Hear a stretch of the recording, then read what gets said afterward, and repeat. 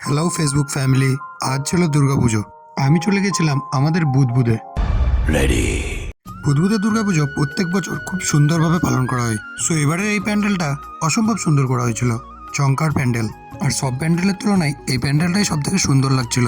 So আর বেশি দেরি না করে আমি চলে গেলাম একটু উপরের দিকে, মানে প্যান্ডেলের ভিতরের দিকে। এর কাজটা কিন্তু খুব সুন্দর করা হয়েছিল। সো এখানে সবাই ছবি তুলছিল। আমি ঢুকে গেলাম একটু ভেতরের দিকে, আর ভেতরে ঢুকে দিকে কিনা পুজো শুরু হয়ে গেছে। ভিতরের মহলটা বেশ সুন্দরই ছিল। সো আর বেশি দেরি না করে এবার এখান থেকে বেরোনোর জন্য আমরা প্রস্তুত হয়ে গেলাম। এই জায়গাটা দাঁড়িয়ে সবাই ছবি তুলছিল, তাই আমিও দেরি না করে দুটো ছবি তুলে নিলাম।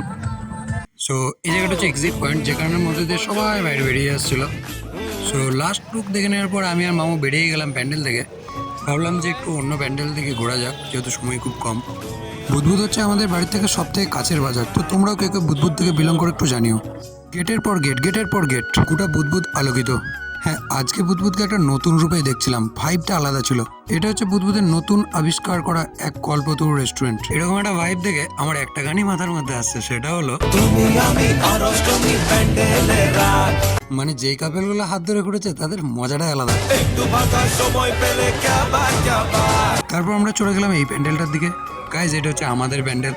না না, মানে আমাদের বাড়ি থেকে সব থেকে কাছের প্যান্ডেল। সো আমি চলে গেলাম আমার বইয়ের জন্য একটা না থাক।